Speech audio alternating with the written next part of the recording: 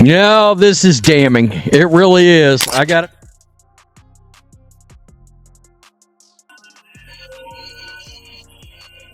Calling out her own teammates like she's the coach, GM, and team owner all in one, while Caitlin Clark's physical transformation has the internet buzzing like she just hit a new level. One is dealing with locker room drama. The other is grinding like she's in an anime training arc. So what's really going on? Let's break it down because this story is heating up fast. So Caitlin Clark in college was not the strongest player in the world. Like, she was somebody that wasn't weak by any means, but we saw when it came to the WNBA that she wasn't able to really assert herself physically. And in fairness, her first game matchup was a tough one because her first matchup was against Hal Pierce stirring up drama again, calling out her own teammates like she had nothing to do with the Aces falling short last season. Meanwhile, Caitlin Clark looks like she's been putting in serious work, leveling up while Aja is busy pointing fingers. One is focused on the grind, the other on the blame game. It wasn't a championship locker room, Wilson said. I mean, out of the gate, going into training camp, I was like, we ain't got it. Wow. Okay.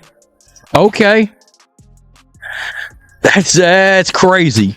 I always told myself, we're going to get it. We're going to check each box, but we didn't.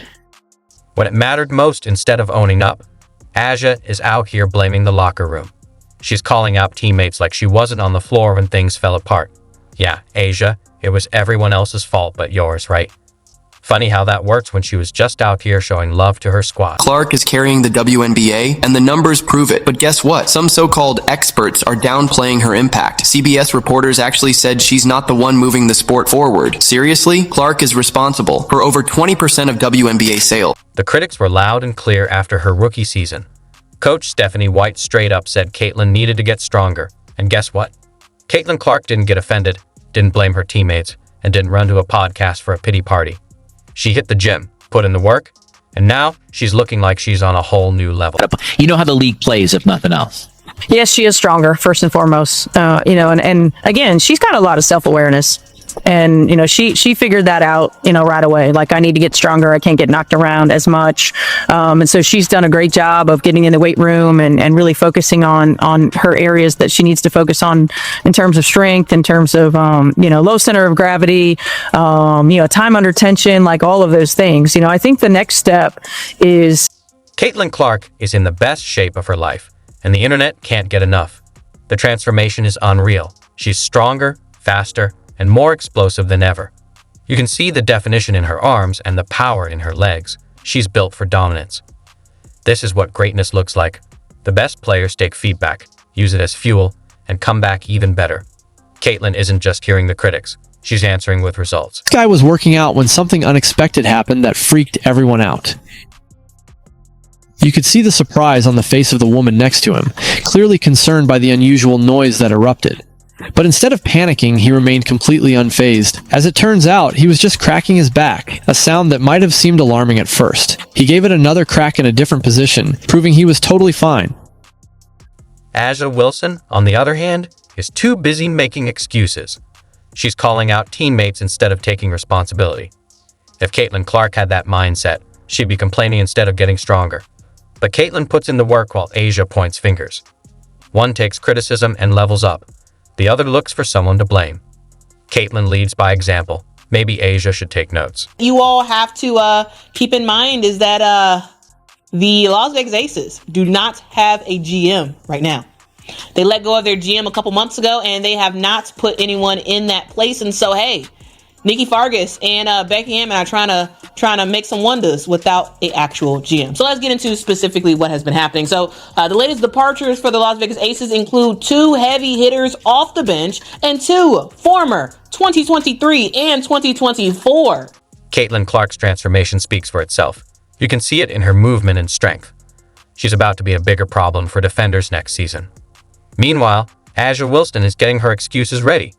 While Aja keeps pointing fingers, Caitlin lets her work do the talking. The 2025 season hasn't even started, and Caitlyn is already winning. I feel like I'm just scratching the surface. I feel like there's just so many areas that I want to improve in and to continue to get in the gym and work on that every When you're talking about GOATs of the W, I need my name to be up there, at least top 3. Like, that's my goal, is like, I want something like, when you're thinking of women's basketball, when you're thinking of the W, I want my name to be on it. Come on, tell them, Asia, tell them. Takes, like, whatever it needs to get there, whether it's the rings, whether it's the accolades individually, like, I want to be up there. Caitlyn Clark saw the nonsense last season and said, "Not this year."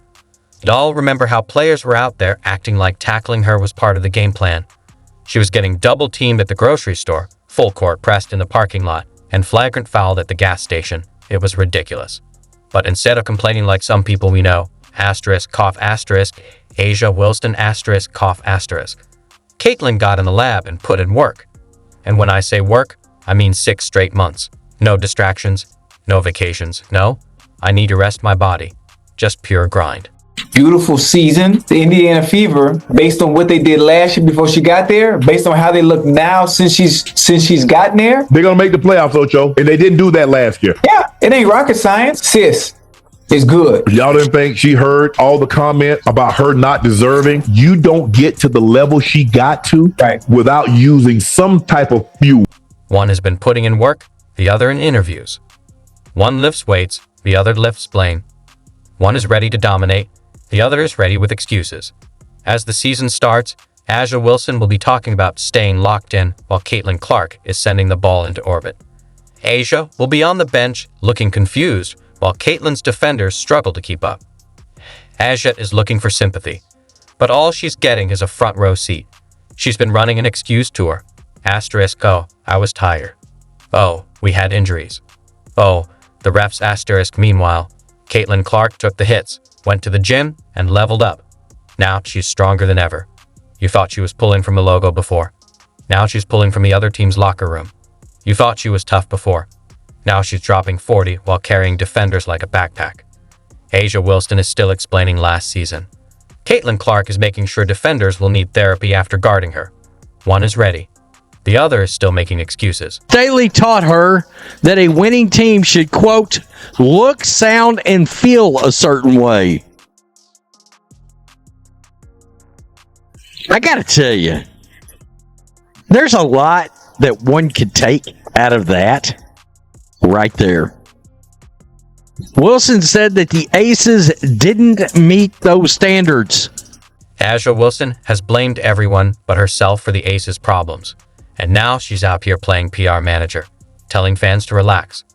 Relax? Mom, the entire roster is gone. Sydney Carlson left, and Aces fans acted like they just lost their whole family in a house fire. Now Asia is in the locker room going off on everybody like it's their fault. And let's talk about Kelsey Plum's exit. Oh, this was gold. She leaves the Aces, lands in LA, and what does she say? You've never been treated so well, ouch. You know it's bad when someone willingly leaves Vegas to play for the Sparks and suddenly starts talking about how great life is. One more for you. No playoffs since 2020, no championship since 2016 for the Sparks, who at one point were one of the marquee franchises in the WNBA. What's your timeline for getting back to that level? Taking a day at a time. But I do know that in everything that I do, I will win. So I feel very confident about who I am and what I can bring. Because it doesn't matter me being here if I don't affect winning. But I know I can do that at the highest level, so that's what I'm most excited about. What does that mean? Indiana is just being so fucking greedy right now. They took DB, they took Natasha. Now they got Sydney Colson. Like, why would they take Sydney from us? Why? As teacher, his reaction was so real and cute. When Curry's high school teacher decided to take his wife to watch Curry's game, he wanted to see if the student who hadn't seen him for many years still remembered his class teacher. After they arrived in Oakland, they bought Curry's jersey and prepared to give it to him for an autograph.